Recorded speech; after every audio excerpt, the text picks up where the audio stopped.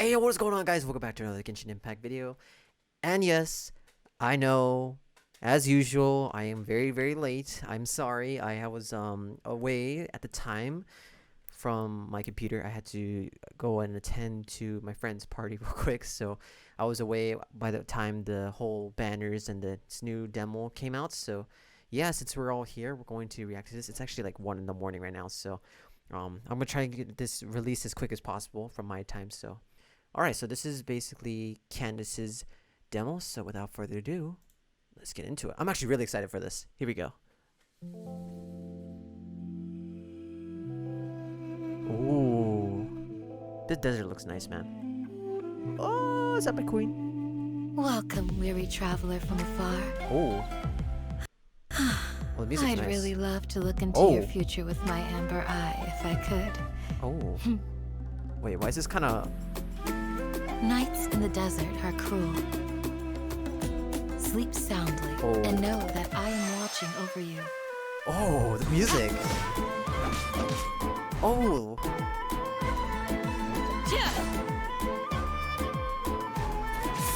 Ooh. Do your worst.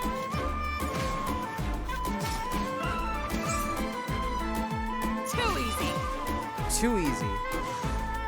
Oh, the music A goes hard. shield is not enough to protect the most important things. Oh, I love that line. That's why I must also wield a spear. Hear my prayer! Sick! This new strength I now gain in the present is preparing me for trials that lie ahead in the future. Oh my... Oh, that was cool. That was really clean. That was clean. Wait, is there more? Oh, there isn't. Okay. Yeah, that was really clean, bruh.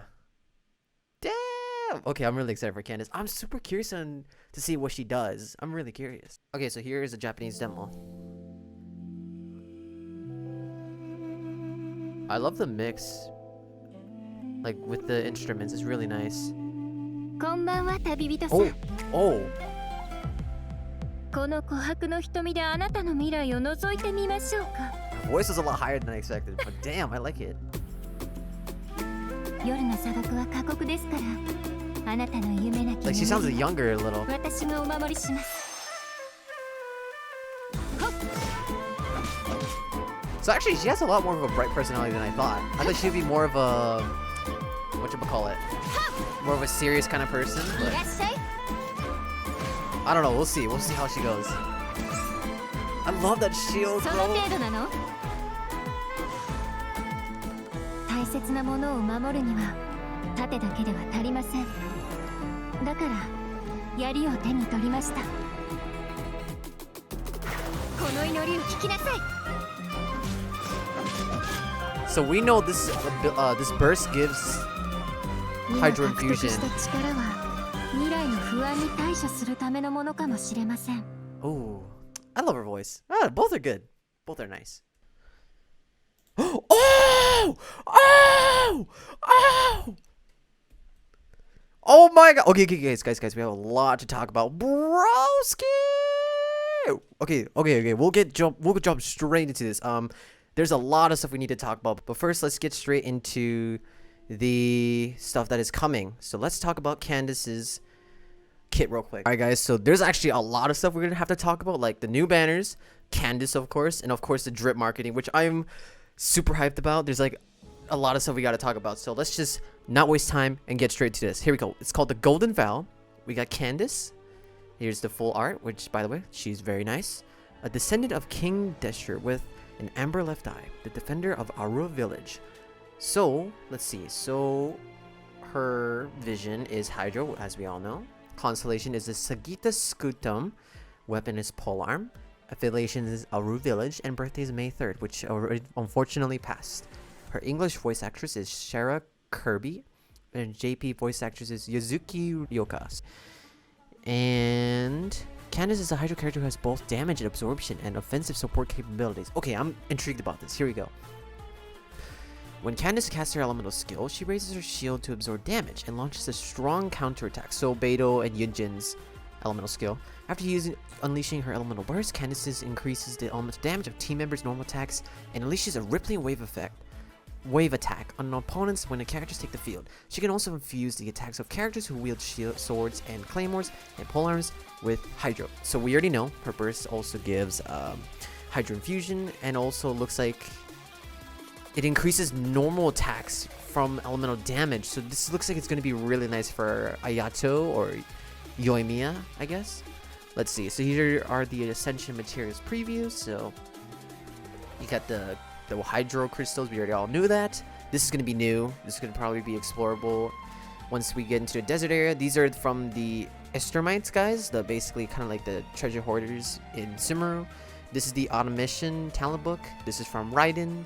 And this is probably... I wish we knew what this was, but we don't know what it is exactly yet. There's like 2 new bosses, but I'm assuming it's going to be that new mechanical ray blue looking thingy. It looks kind of similar. Alright, so here's the talents. So it looks like her normal attacks might be relevant because of how she can give Hydro infusion. So you can theoretically make her, I'm assuming, a Hydro DPS. So this is her normal attacks. It's just 4 consecutive attacks. And then she has a charge attack, very standard charge attack as well. Alright, so elemental skill, we already know what this does. As I probably said so many times in this video, there's 2 ways to use it. You get a tap, which, you know, as soon as you tap, you unleash Hydro damage. But if you hold, you have a higher charge, you deal more damage, more shield absorption. It's the same thing as Beidou, same thing as Yunjin. And then in one of her passives, when she perfectly releases her elemental skill while being hit, she'll get the full charge. Okay, so here's her elemental burst. This is the one that's probably the most intriguing to me. So here we go.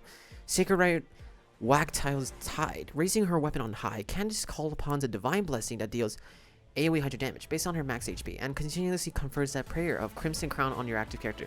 Oh, so is she gonna be like similar to Yunjin and Shenhe, where they like you want to stack up one particular stat? We'll see. Okay, so for the prayer of the Crimson Crown, this effect has the following properties. Characters deal elemental damage with their normal attacks. Okay. Whenever a character takes the field, they will unleash a rippling wave of the water that deals Hydro damage to nearby opponents. There's a limited number of waves that can be triggered within the duration of this skill. Okay. Depends on how good the scaling is. It could be pretty nice. And then, yeah, Hydro Infusion. Okay, so it looks like it's going to buff normal attacks from your elemental damage based on her HP. Also gives Hydro Infusion to Sword, Claymore, and Polearm. And also releases Hydro AoE damage. Or sorry, Hydro waves. So, as you can see from the demonstration here, she summons her burst. Then you can switch to whoever's active on the party, which is nice, because that means you don't have to worry about being inside some radius like Bennett or Chongyun's infusion, right? You can just walk around on field, because it only works on characters that are active on field. As you can see, it also deals Hydro damage just now. When you summon, you deal Hydro damage as well. So, this is going to be an interesting ability, and I think she has a interesting amount of team comps that she can do, but for now she seems like a quite of a niche support. So we'll see how she goes from here. As for the story and everything, oh, I love that emoji. Everything's gonna be in the link in the description, so make sure you guys all check that out if you guys want to see more info about Candace. Okay, folks, so here is... Alright, folks, so here are the new banners. Let me just zoom this in real quick so you guys get that full screen.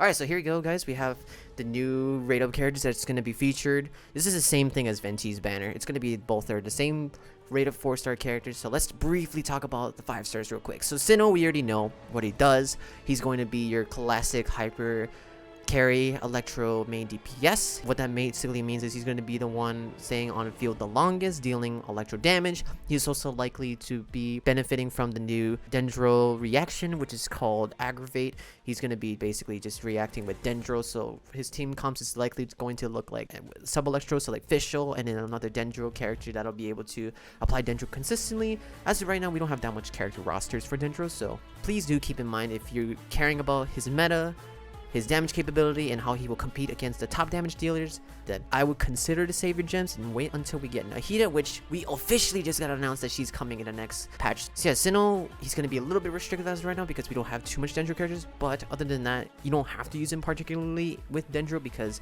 he's still an electro character. You can still use him in non-Dendro comps, but since he does scale with EM, he's going to want to use Dendro comps, so just keep that in mind. So Sinnoh looks like he's going to be a strong character, but as of right now, he's going to be okay. He's going to have the same issues as Nilo, just not too much Dendro characters as of right now. Alright, so we got Obviously, Candace, we just talked about Candace. She's going to be a very interesting character. We just don't know what her potential could be because it's just going to be not too much characters that's going to benefit from her Hydro Infusion as well as her buffs for normal attacks. So we'll just have to wait and see about Candace. But for now, she looks pretty interesting. Sayu. So Sayu is your classic animal support slash healer. Since she is already the element for animal, that's already pretty busted. Animal can use the 4-piece Verdescent, which is very strong. Sayu is also able to heal. She also has this well-known skill where she can have this rolling effect. So whenever you use her elemental skill, she has 2 ways to use it.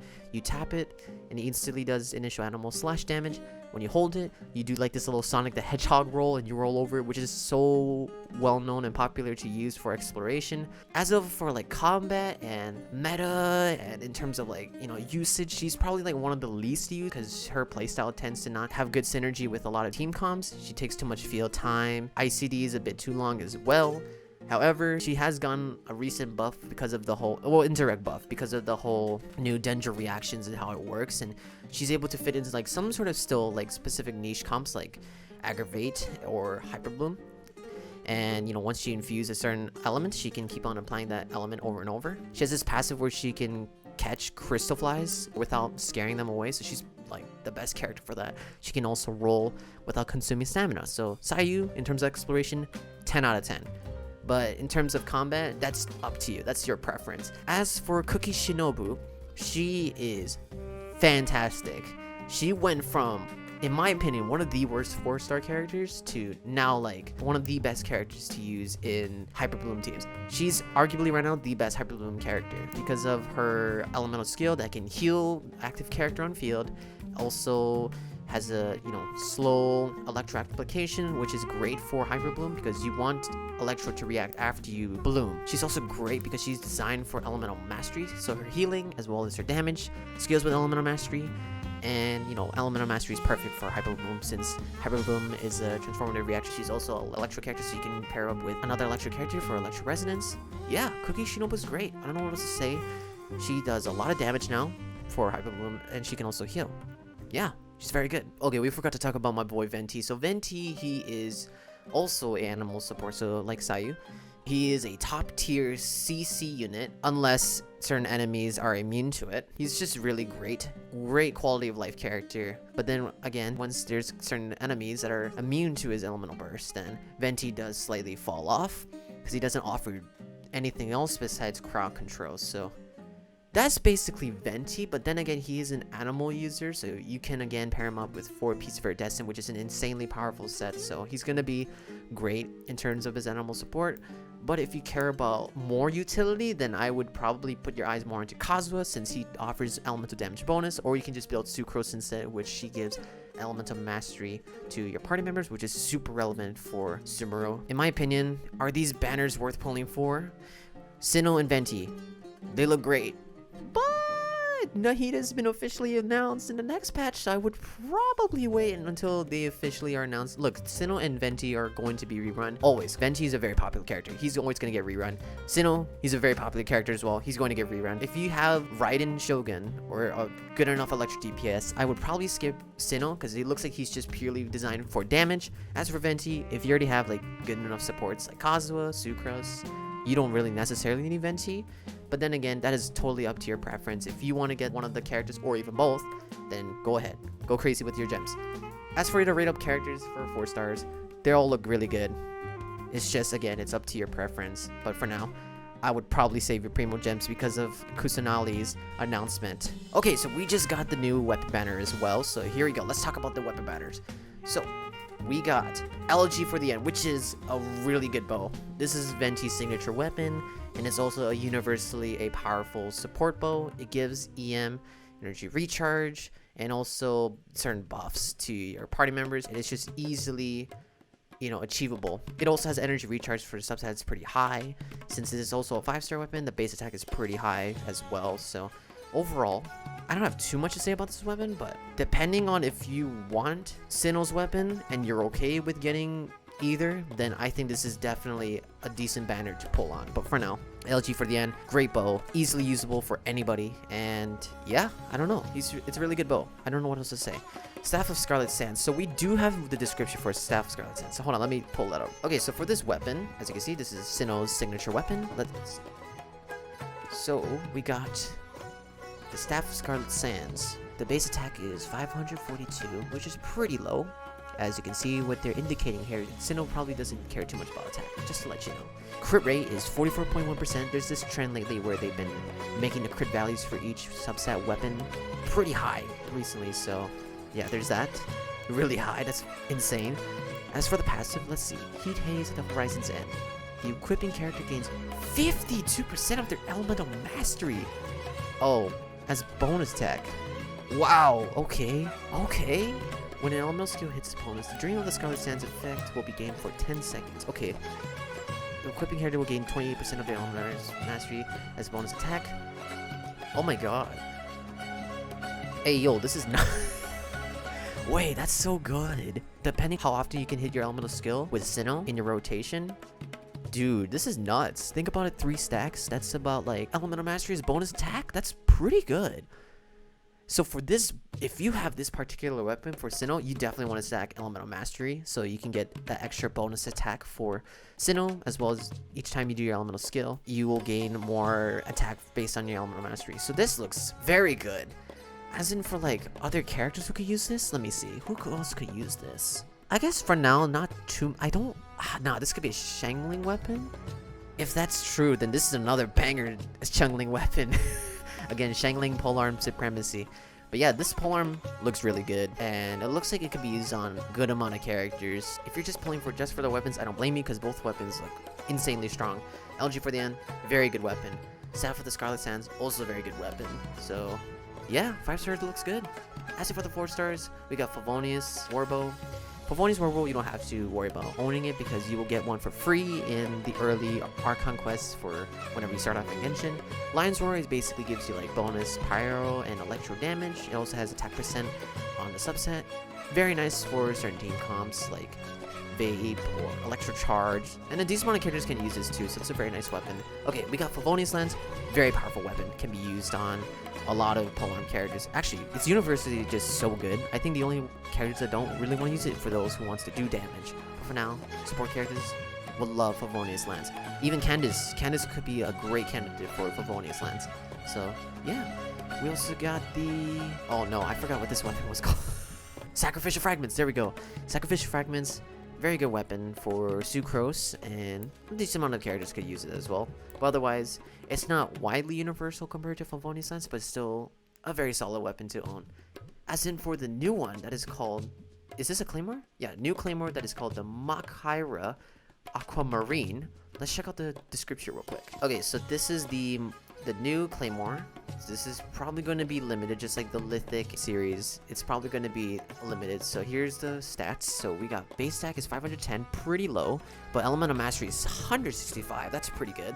We got the Desert Pavilion passive. The following effect will trigger every 10 seconds.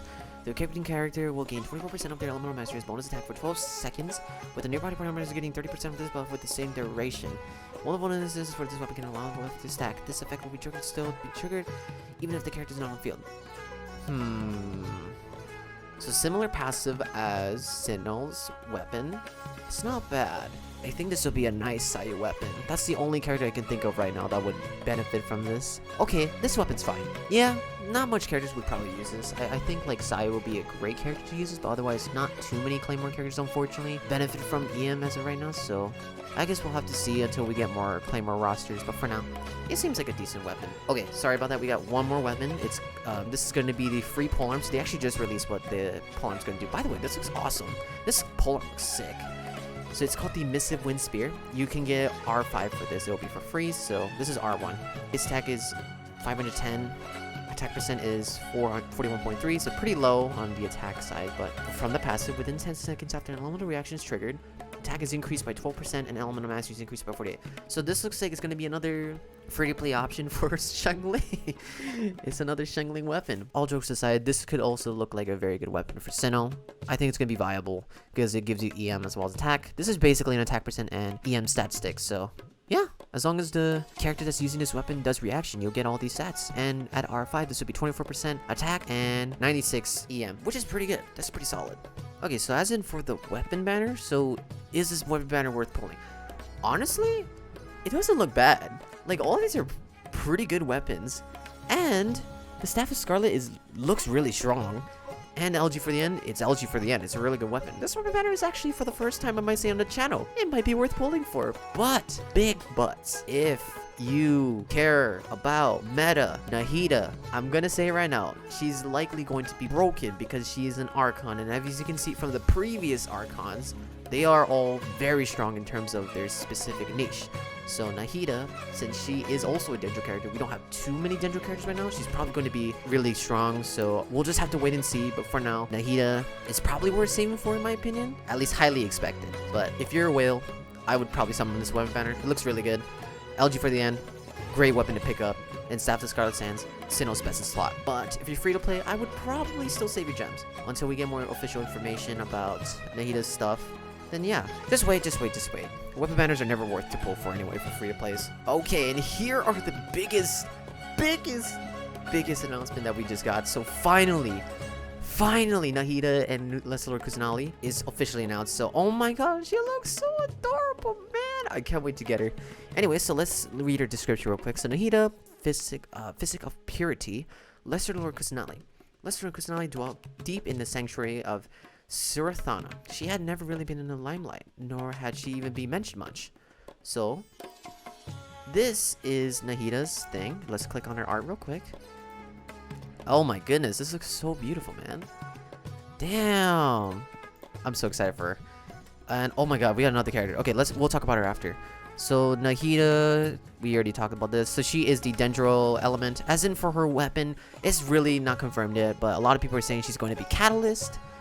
I can see that.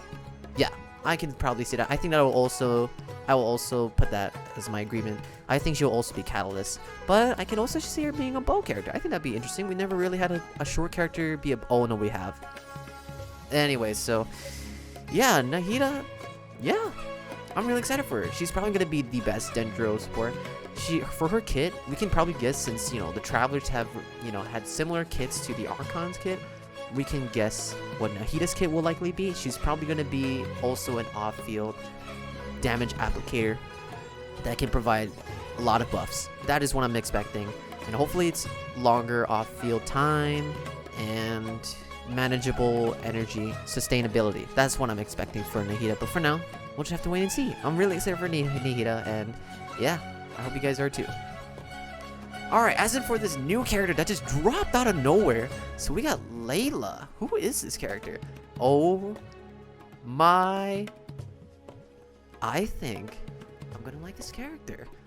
Layla, fantastical evening star. Half awake, half asleep. All incredulous. So kind of like... So wait, so kind of like Ganyu. Rothweiss student. Layla specializes in theoretical astrology and draws star charts tirelessly in order to write her thesis. Oh, so Mona? Where's she from? Wow, she's so beautiful. Damn. I can't tell where she's from. It looks like Mondstadt, if I'm assuming, right? The aesthetic-wise. Layla, fantastical evening star. So she's cryo. I mean, well, it's up there. It's obvious. Here's her full body art, and wow, oh, she looks so good, man. I don't know what her weapon type would be. What her weapon type would be? Okay, we can't get another cryo bow character, right? There's no way. Maybe Claymore? Nah, she doesn't look like a Claymore character either. She looks small, so I'm gonna, or not small, but you know what I mean. She doesn't look like a big muscular person, so I would probably say she's either sword or polearm. So I could see that.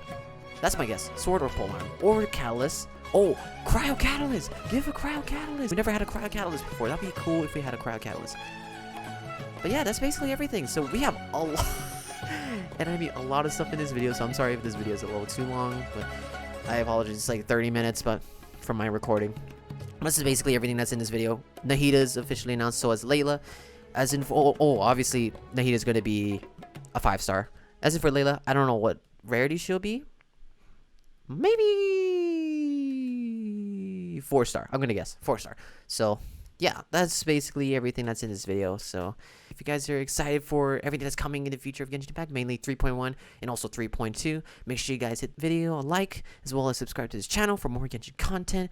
And yeah, let me down know in the comments who you guys are going to be summoning for. You guys going to be summoning for Venti or Sinnoh? Or you're going to be skipping for Nahida and Layla? You guys all let me know down in the comments. And yeah, that's all I got. Thank you guys so much for watching. And as always, I'll see you guys all in the next one.